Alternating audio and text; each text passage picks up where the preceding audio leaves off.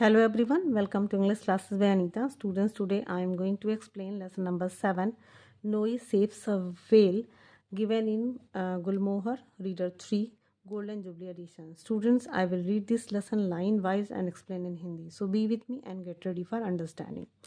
Noe saves a whale. Whale means मछली, जो बड़ी मछली होती है. Saves मतलब बचाती है, यानी कि नोई whale बचाती है. देखते हैं क्या है. Before you read this story, we are going to read about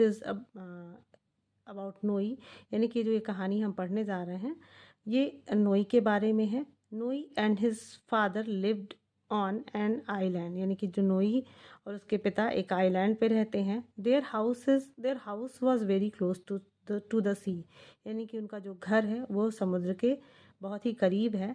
N island is a piece of land with water on all four sides, यानी कि आइलैंड उसको कहते हैं जो चारों तरफ से, एक ऐसा लैंड, ऐसी ज़मीन, ऐसी धरती का टुकड़ा जो चारों तरफ से पानी से घिरा हुआ हो.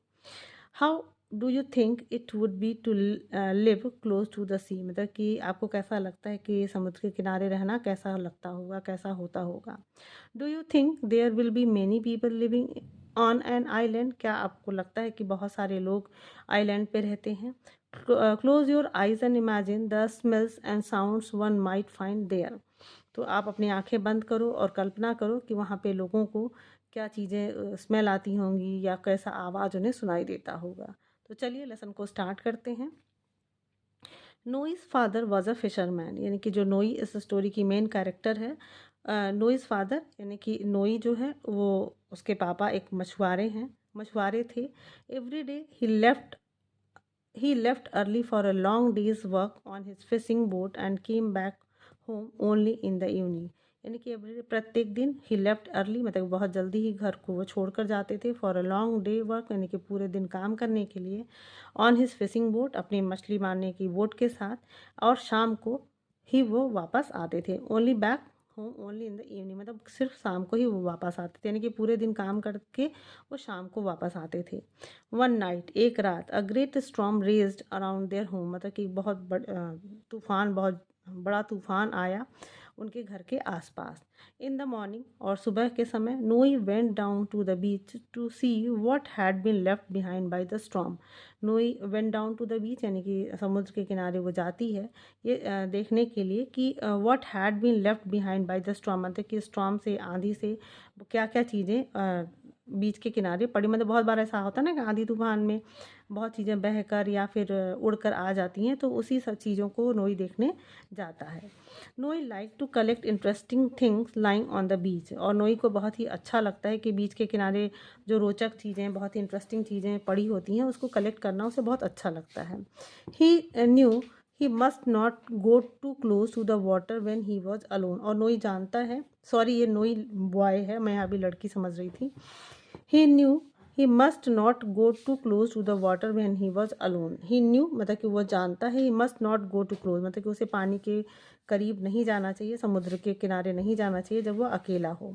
As he walked along the seashore, जैसे जब वो सीशोर यानी कि समुद्र के किनारे वो टहल रहा था, घूम रहा था. He spotted something in the distance, उसे दूरी पे कुछ दिखाई देता है, कुछ दूरी पे उसे कुछ दिखाई देता है. What is that, और वो अपने आप में ही पूछता है कि वो क्या है. He asked himself, मतलब खुद से ही पूछता है कि वो क्या है.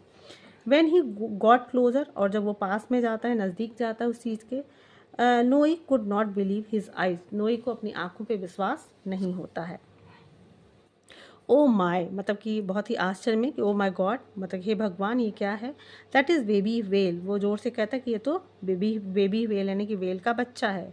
ही एक्सक्लेम, मतलब आश्चर्य से ज़ोर से चिल्लाते हुए कहता है ये तो वेल का बच्चा है.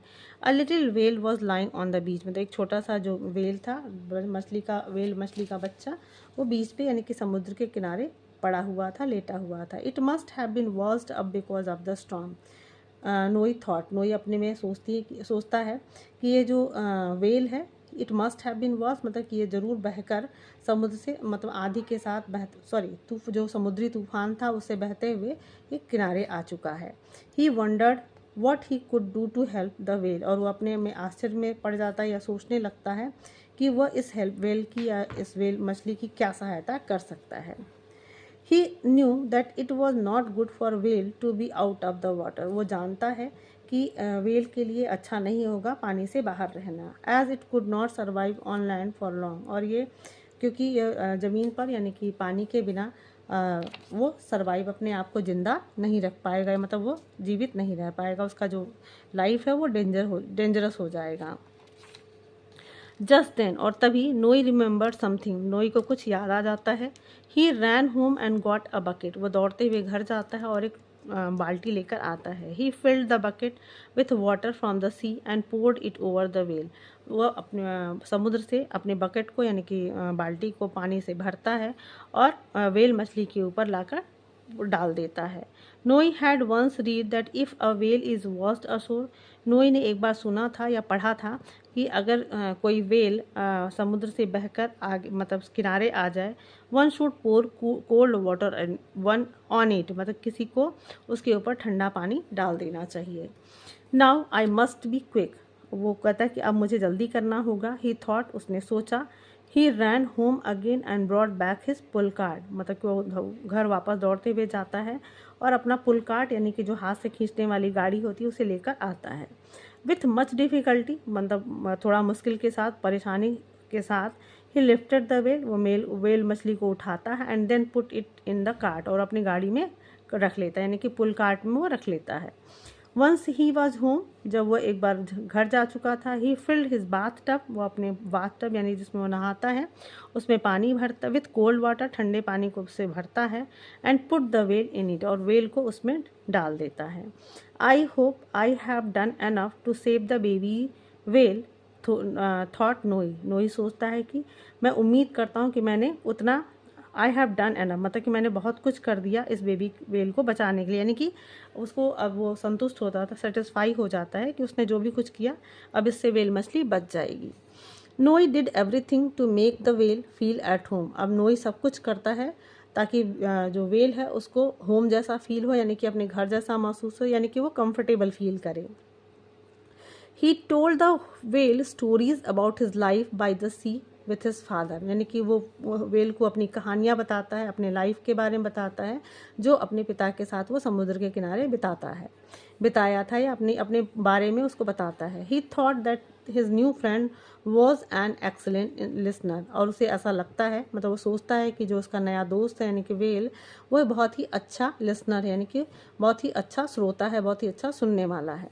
But when it became dark and the night drew in, तो लेकिन जब बिकेम डार्क यानी कि जब अंधेरा होने लगता है, दिन डूबने लगता है, एंड द नाइट ड्रू इन यानी कि जब रात शुरू हो जाती है, नोई गॉट वरीड, नोई को बहुत चिंता हो जाती है, वह चिंतित हो जाता है। Father will be very angry with me for bringing a well inside the house, मतलब कि जो उसके पिता हैं वो उससे बहुत नाराज़ हो जाएंगे क्योंकि वो घर के अंदर वेल मछली को ले आया है, यानी कि वेल मछली लाने के लिए उसके पिता उस पर बहुत नाराज़ होंगे। When his father returned, जब उसके पापा वापस आते हैं, Noe did not tell him anything at first, मतलब पहले तो वो अपने पापा को कुछ भी नहीं बताता है उसके बारे में।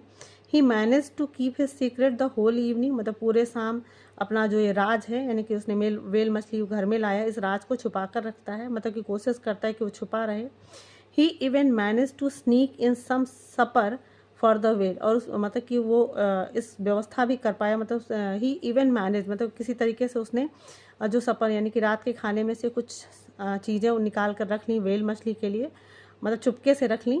But he knew he would not be able to keep his secret for long, लेकिन वो जानता था कि ये जो उसका राज है वो बहुत देर तक उसको राज नहीं रख पाएगा, मतलब बहुत देर तक उसको सुरक्षित नहीं रख पाएगा। एंड ही वॉज राइट, और वो बिल्कुल सही भी था। आफ्टर सपर, मतलब कि रात के खाने के बाद, noise father went upstair and सा द वेल, मतलब कि नोई के पापा अपस्टेयर यानी कि सीढ़ियों से ऊपर जाते हैं और वो वेल को देख लेते हैं, उन्होंने देख लिया। Then Noi had to tell his father everything, अब नोई को सब कुछ बताना पड़ा अपने पापा को। But his father was not angry, लेकिन उसके पापा नाराज़ नहीं हुए।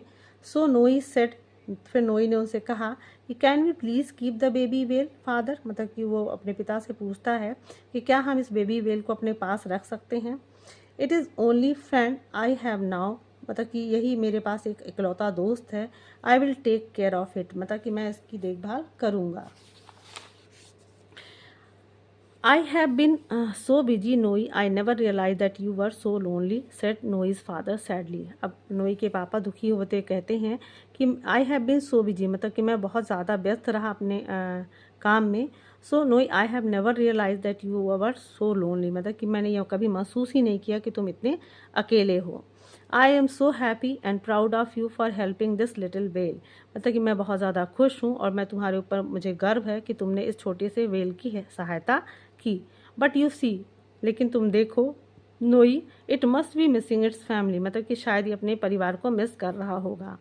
We must take it back to the sea, हमें इसको वापस समुद्र में ले जाना चाहिए. To the place where it belong, मतलब कि जहाँ पर ये रहता है, यानी कि इसकी अपनी जगह पे, यानी कि जहाँ ये रहता है उसे यहाँ ले जाना चाहिए. He added. Noi and his father put the whale in a motor boat and rowed out into the dark sea. तो नोई और उसके पापा ने वेल को अपने मोटर बोट में रखा और वो समुद्र पे, जो गहरा, जो अंधेरा समुद्र था, उसमें वो चले गए. देन तब they put the whale back into the sea water, उन्होंने वेल को वापस समुद्र में के पानी में डाल दिया. Noi knew it was the right thing to do but it was hard for him to say goodbye. Noi को पता था, मतलब नोई ये जानता था कि राइट थिंग जो वो कर रहा है वो सही चीज़ कर रहा था, बट उसके लिए उस अपने दोस्त के को गुड बाय कहना उसके लिए थोड़ा मुश्किल हो रहा था. इट वॉज वेरी हार्ड, मतलब बहुत ही मुश्किल था. However he was glad his father was there with him. हालांकि ही वॉज ग्लैड, वो खुश भी था क्योंकि उसके पिता अब उसके साथ थे. Noi often thought about the storm whale and wondered how big it would become one day. तो नोई ऑफन, मतलब नोई जो अक्सर सोचता था वो उस स्टॉर्म वेल के बारे में, और ये सोचा करता था कि वो अब तक कितना बड़ा हो गया होगा. It would become one day, मतलब हाउ बिग, एक दिन वो बहुत बड़ा हो जाएगा. और वो he hoped that soon one day he would see his friend again, और वह उम्मीद करता था कि वो जल्द ही किसी एक दिन वो अपने दोस्त से वापस मिलेगा. Adopted from the storm well. तो स्टूडेंट्स, आई होप ये आपको स्टोरी बहुत अच्छी लगी होगी, समझ में भी आई होगी. So if you like the explanation, do share with your friends and very thank you for watching.